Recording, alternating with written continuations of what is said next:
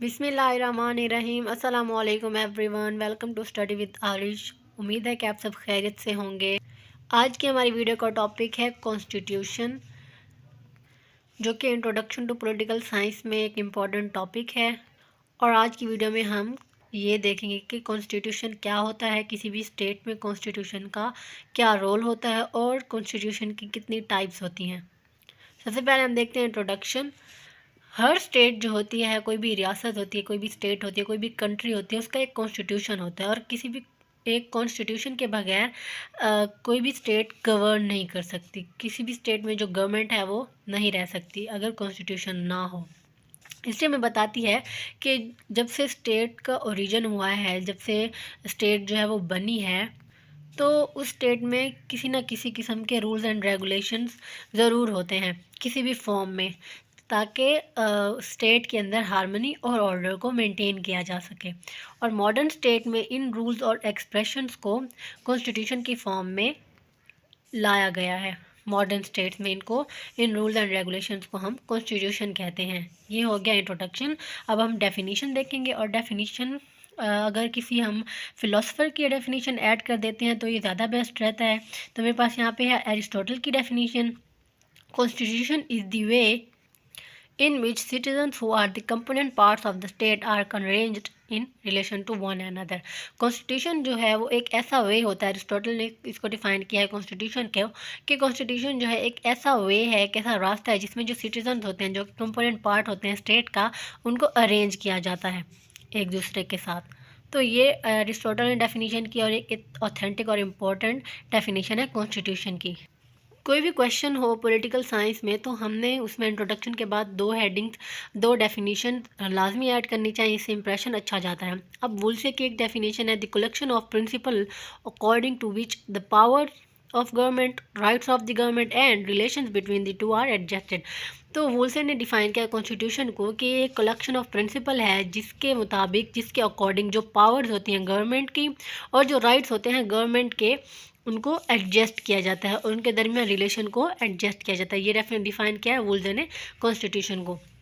अब George Cornell Lewis ने भी डिफाइन किया है इसको, कॉन्स्टिट्यूशन को, the arrangement and distribution of sovereign power in the community और the form of the government.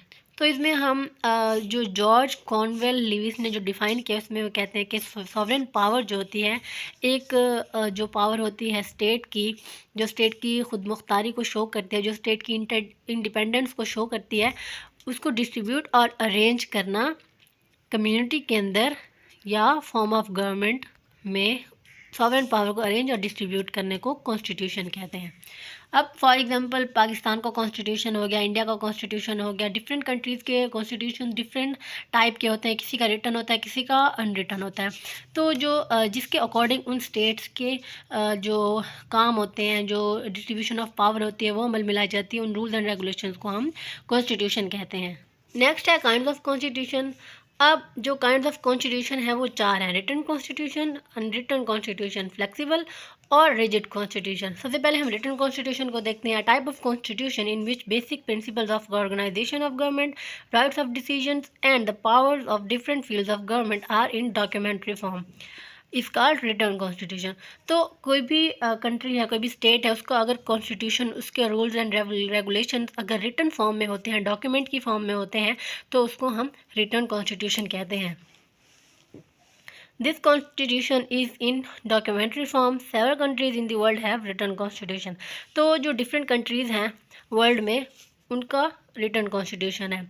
Means के ज़्यादातर कंट्रीज़ के पास रिटर्न कॉन्स्टिट्यूशन, लिखा हुआ कॉन्स्टिट्यूशन ही होता है। जैसे कि पाकिस्तान का 1973 का कॉन्स्टिट्यूशन है, वो भी रिटर्न फॉर्म में ही है। यहाँ पे एग्जांपल दी हुई है, अमेरिका की एग्जांपल दी हुई है। America formed it's return constitution in 1789 में उसने कॉन्स्टिट्यूशन अपना बनाया था अमेरिका ने, और पाकिस्तान ने 1973, 1952 और 1963 65 का भी जो कॉन्स्टिट्यूशन है वो रिटर्न है पाकिस्तान को। उसके बाद है unwritten constitution. The constitution which have no written principles and don't have any documentary form is called unwritten. तो जैसा कि नाम से ही जाहिर है कि अनरिटन कॉन्स्टिट्यूशन, जो कॉन्स्टिट्यूशन और रूल्स एंड रेगुलेशंस होते हैं, वो रिटर्न या डॉक्यूमेंट्री फॉर्म में नहीं होते। वो कस्टम्स में, रिचुअल्स में, राइट्स में, इनकी फॉर्म में वो पाए जाते हैं। तो इनको इसको अनरिटन कॉन्स्टिट्यूशन कहते हैं, जो कि बाकायदा डॉक्यूमेंट की फॉर्म में नहीं होते।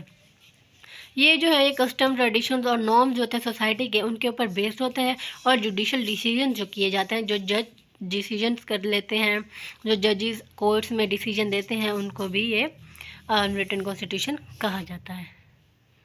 यहाँ पे एग्जांपल भी दिया। फॉर एग्जांपल जो बरतानिया का कॉन्स्टिट्यूशन है, ब्रिटेन का जो कॉन्स्टिट्यूशन है, वो कस्टम्स और यूसेजेस के ऊपर कंसिस्ट करता है, और इसका लार्ज पार्ट जो है वो अनरिटन है।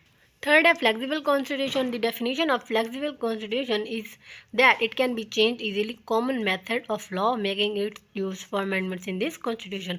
तो जो फ्लेक्सिबल कॉन्स्टिट्यूशन होता है, नाम से ही ज़ाहिर है कि ये फ्लेक्सिबल होता है, इसमें अमेंडमेंट्स की जा सकते हैं, इसमें चेंजेस इजीली की जा सकती हैं कॉमन मेथड के ज़रिए। फॉर एग्जांपल ब्रिटेन में जो पार्लियामेंट है, उसके पास पावर है कि वो कॉन्स्टिट्यूशन को अकॉर्डिंग टू नीड, ज़रूरत के मुताबिक चेंज कर सकती है। फोर्थ है रिजिड कॉन्स्टिट्यूशन। रिजिड कॉन्स्टिट्यूशन नाम से ही ज़ाहिर है कि इसमें चेंजिंग नहीं की जा सकती easily. In rigid constitution amendments can not be made easily. The method of amendment in rigid constitution is very difficult and complicated. A particular number of people are required for this process of amendments. तो जो rigid constitution है, इसमें easily हम कोई भी amendment नहीं कर सकते, कोई भी हम इसमें चेंजिंग नहीं कर सकते। उसके बाद इसकी एग्जांपल है, जैसे पाकिस्तान में है 2/3 मेजॉरिटी के साथ हम अमेंडमेंट कर सकते हैं किसी भी कॉन्स्टिट्यूशन में। अगर 2/3 मेजॉरिटी, 2/3 ऑफ पीपल अगर अमेंडमेंट के लिए ज़ोर दें कि कॉन्स्टिट्यूशन में अमेंडमेंट करें, तभी पाकिस्तान के कॉन्स्टिट्यूशन में चेंजिंग या तब्दीली लाई जा सकती है। नेक्स्ट है सोर्सेज ऑफ कॉन्स्टिट्यूशन। हमने इंट्रोडक्शन देखा, हमने डेफिनेशन देखी, एग्जांपल देखी, टाइप्स देखी, अब हम सोर्सेज को देखेंगे। तो डिफरेंट सोर्सेज होते हैं कॉन्स्टिट्यूशन के। सबसे पहला है कस्टम्स एंड कन्वेंशंस।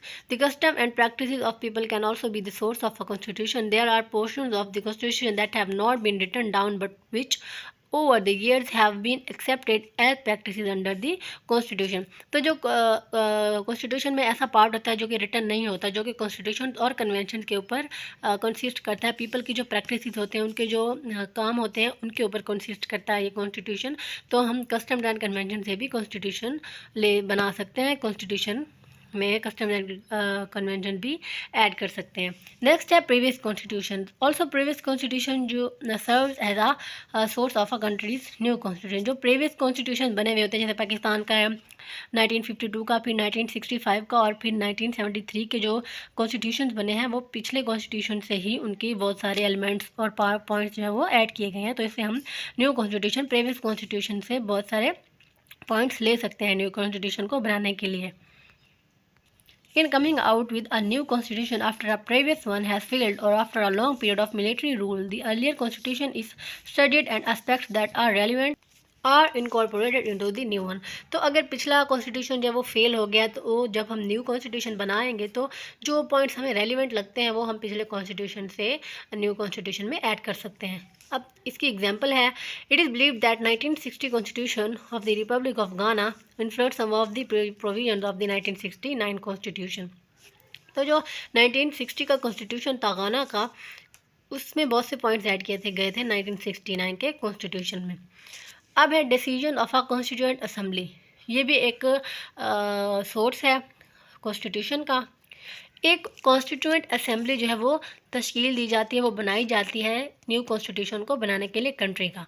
तो जब वो न्यू कॉन्स्टिट्यूशन बनाती है, तो डिफरेंट कंट्रीज से, डिफरेंट जो वो कंट्री होती है उसके डिफरेंट क्वार्टर से, डिफरेंट एरिया से प्रपोजल आते हैं डिफरेंट किस्म के कॉन्स्टिट्यूशन को बनाने के लिए कंट्री में से ही, जिसको थॉरोली डिस्कस करती है ये constituent assembly. Constituent means constitution से निकला है, जो कि कॉन्स्टिट्यूशन को बनाती है, और असेंबली ग्रुप ऑफ पीपल होता है। तो जो डिस्कस किया जाता है उन प्रपोजल्स को, उसके बाद डिसीजन जो है वो किया जाता है, डिसाइड किया जाता है कि कौन से पॉइंट्स को कॉन्स्टिट्यूशन में इंक्लूड करना है और कौन से पॉइंट्स को कॉन्स्टिट्यूशन में इंक्लूड नहीं करना। तो कॉन्स्टिट्यूएंट असेंबली जो है ये भी एक इम्पॉर्टेंट सोर्स है कॉन्स्टिट्यूशन का। फोर्थ है जो सोर्स है वो है जुडिशल प्रेसिडेंट्स। जो जजेस होते हैं उनके सामने बाज़ औक़ात ऐसे केसेस आ जाते हैं जिनका कॉन्स्टिट्यूशन में या लॉज में किसी भी किस्म की कोई गाइडेंस नहीं होती। तो जो जजेस हैं वो अपने अक्ल को इस्तेमाल में लाकर उन केसेस का डिसीजन कर देते हैं और इस टाइप की रूलिंग करते हैं कि जो कि बाद में वो कॉन्स्टिट्यूशन में ऐड हो जाती है। तो जो जुडिशल प्रेसिडेंट्स होते हैं वो भी कॉन्स्टिट्यूशन का सोर्स होते हैं। नेक्स्ट है opinions of political and constitutional writers. जो पॉलिटिकल एंड कॉन्स्टिट्यूशनल राइटर्स होते हैं उनका ओपिनियन भी इंपॉर्टेंट होता है, इंपॉर्टेंट सोर्स होता है कॉन्स्टिट्यूशन का। जैसे सेपरेशन ऑफ पावर्स हो गया, चेक्स एंड बैलेंसेस हो गया, रूल ऑफ लॉ हो गया, सोशलिज्म हो गया, कैपिटलिज्म हो गया। इनसे भी इन कॉन्सेप्ट्स को जिन राइटर्स ने प्रपोज किया, इन कॉन्सेप्ट्स को जिन राइटर ने इंट्रोड्यूस किया वो भी इम्पॉर्टेंट होते हैं, और इनकी ये जो टीचिंग्स होती हैं, इनकी जो राइटिंग्स होती हैं, उनको माइंड में रख कर ही कॉन्स्टिट्यूशन बनाया जाता है। तो ये भी एक इम्पॉर्टेंट सोर्स हुआ कॉन्स्टिट्यूशन का।